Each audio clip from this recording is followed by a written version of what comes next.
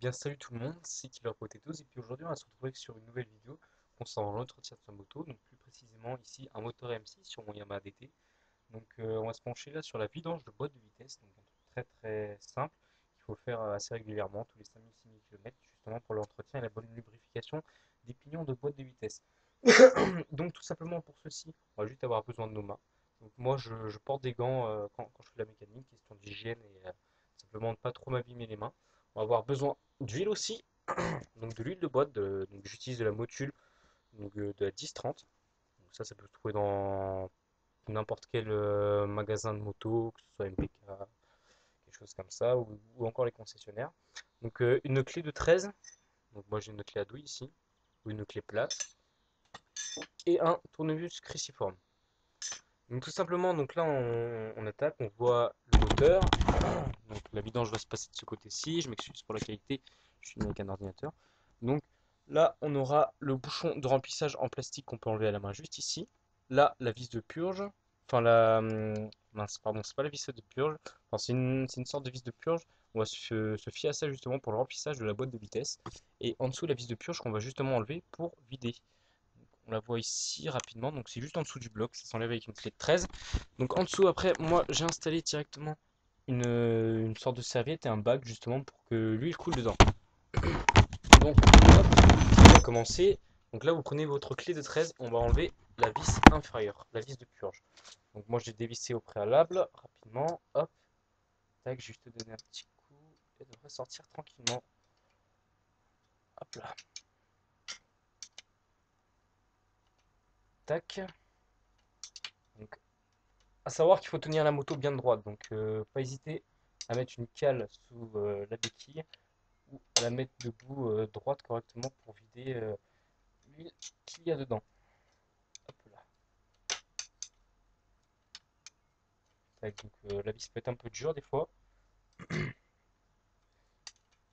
On va aussi pouvoir se fixer par rapport à justement les résidus qu'il va y avoir dans l'huile de boîte qui va sortir, comme de la limaille par exemple, pour tout ce qui est l'état de la boîte de vitesse. Une présence de limaille peut signifier justement une usure de la pignonnerie. Donc, après à regarder profondément, hop, donc j'ai enlevé la vis. Et là vous pouvez voir que l'huile coule. Hop là. Tac, donc là on voit que là la rondelle est bien abîmée. Moi dans mon cas, je vais la remplacer, je vais aller en chercher une autre rapidement. Donc ce qu'on peut faire pour que ça coule un petit peu plus vite, on peut faire un appel d'air par rapport en haut. Je vais chercher ma rondelle. Et je vais nettoyer ma vis aussi.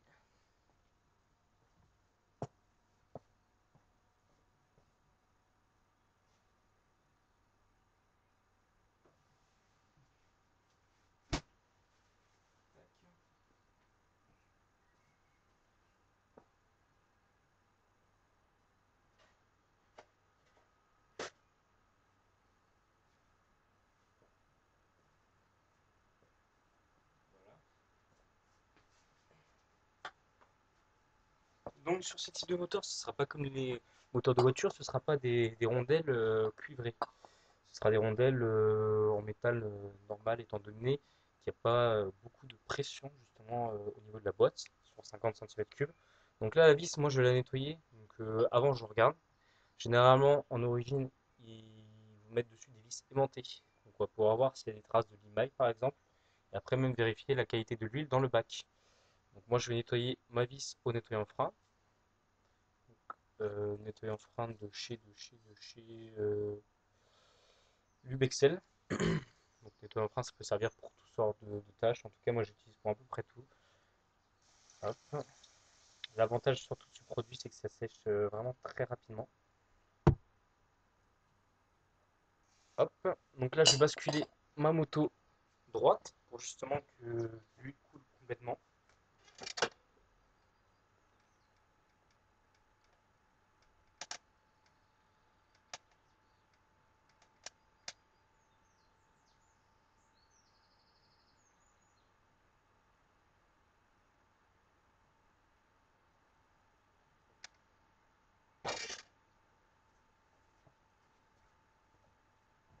Voilà, bon, j'en ai mis un petit peu à côté, c'est justement pour ça que j'ai mis une serviette en dessous. Tac.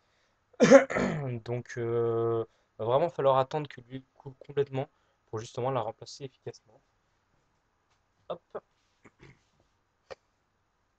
Après, je vais ouvrir le bouchon de remplissage.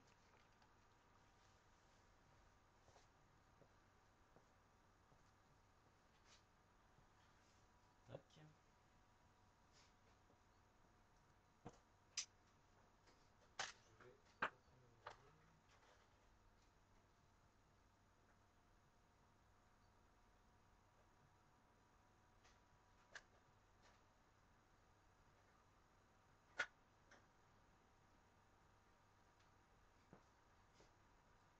Donc, pour le remplissage, on va se munir d'un entonnoir directement.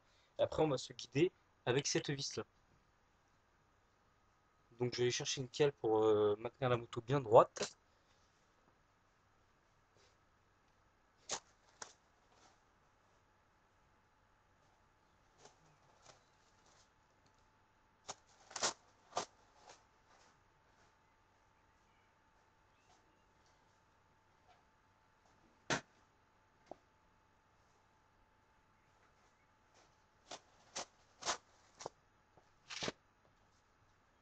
Je vais placer ma petite cale en bois sous la béquille.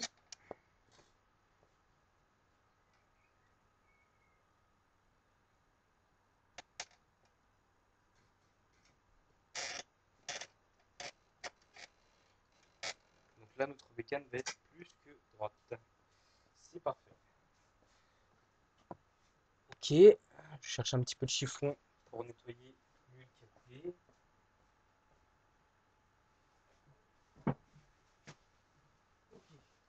Donc on va remplacer notre rondelle neuve. Donc une rondelle de faible épaisseur, hein, on va pas prendre quelque chose de gigantesque, hein. Donc ça va être un millimètre ou deux d'épaisseur. Tac. Et puis le diamètre intérieur, de toute façon, le diamètre qu'il y avait juste avant. Pas forcément obligé de la changer à chaque fois, ça dépend vraiment de l'état de votre rondelle. Ok. Donc on va remettre en place là la vis, hein. Hop, tac. Donc là, je fais préalablement un vissage à blanc. Ensuite, je vais bien nettoyer le surplus d'huile qui est autour. Toujours, moi j'utilise une étui en frein, vous pouvez faire ça tout simplement au chiffon. Hop. Donc là, vous voyez, enfin, je ne vais pas pouvoir vous montrer, ça va être un peu compliqué. Mais là, mon huile était quand même assez fluide et pas trop dégueulasse, hein.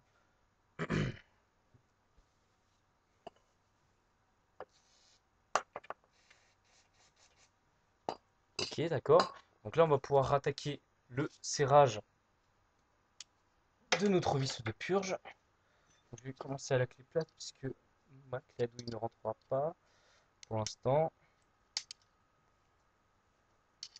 N'hésitez pas, pardon, à bien serrer pour justement que ce soit vraiment étanche à fond. Hop. C'est vraiment quelque chose qui va contribuer comme il faut à l'entretien de votre moteur et qui prend pas forcément beaucoup de temps. C'est important de le faire.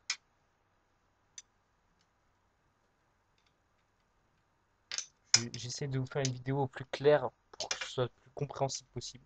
Si jamais vous avez des questions, n'hésitez pas à me contacter en message privé ou à les poster en commentaire. Hop.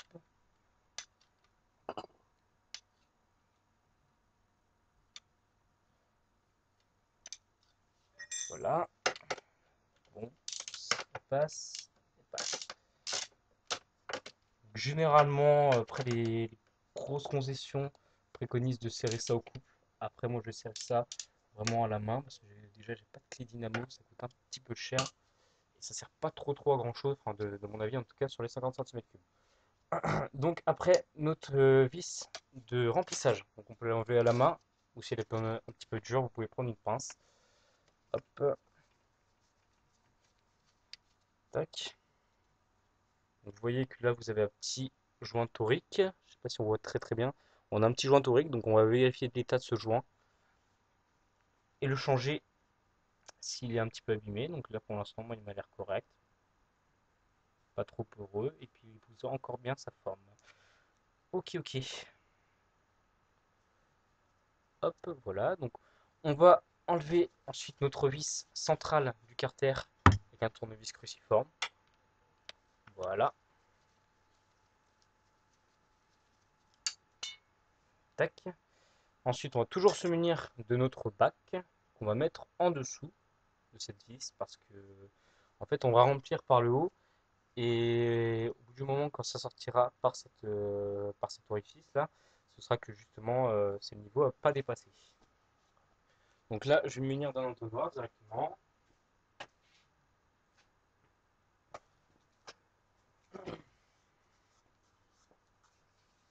Donc, veillez à avoir un entonnoir propre pour qu'il n'y ait pas de trop de saleté non plus dans la boîte de vitesse. Hop, voilà. Donc ici, on peut voir rapidement, mais je dis bien rapidement, l'état interne. Mais on n'a qu'un accès sur les disques d'embrayage. Hop, voilà. Donc je vais placer, là j'ai placé mon entonnoir. Et puis on va commencer à déverser l'huile. Hop là. Donc toujours la moto droite, pardon.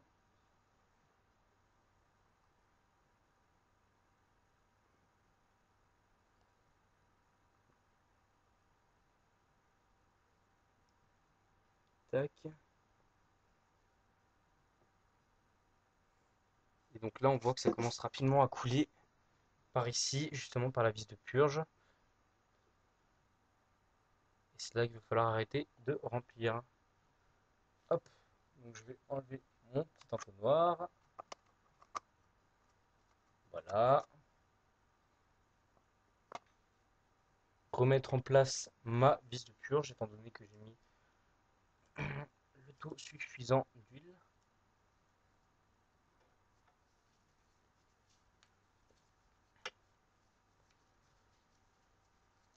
Tac. Un petit rappel, trop d'huile peut être justement dangereux pour la moto, étant donné que les joints spi ne vont pas forcément être très étanches.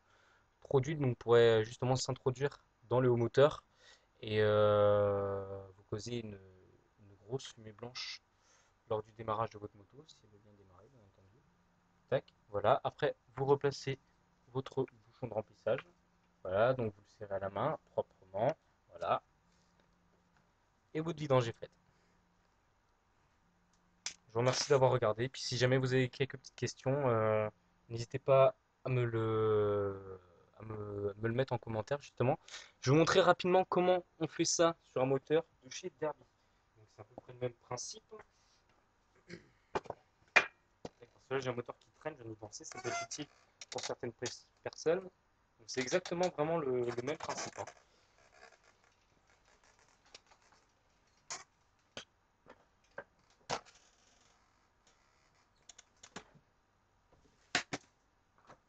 Donc, je vais sortir le moteur de mon étagère.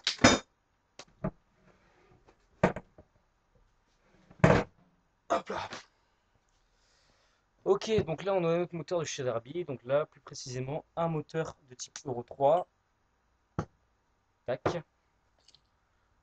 Donc, ce qu'il y a sur le moteur, on s'en fiche un peu. Ce qu'on va voir, c'est justement le principe pareil de la vidange. Donc ici sur le moteur Derby, donc là on est en vue du haut directement. Donc là vous allez voir la vis de remplissage. Donc la vis de remplissage qui va servir à remplir. Donc un petit peu compliqué je trouve sur le Derby pour le remplir en étant sur la moto. Tac. Ici vous allez avoir votre vis de purge sur le carter, pareil au milieu du carter. Et juste en bas, pareil, une autre vis de purge. Donc ça va être le même principe, hein.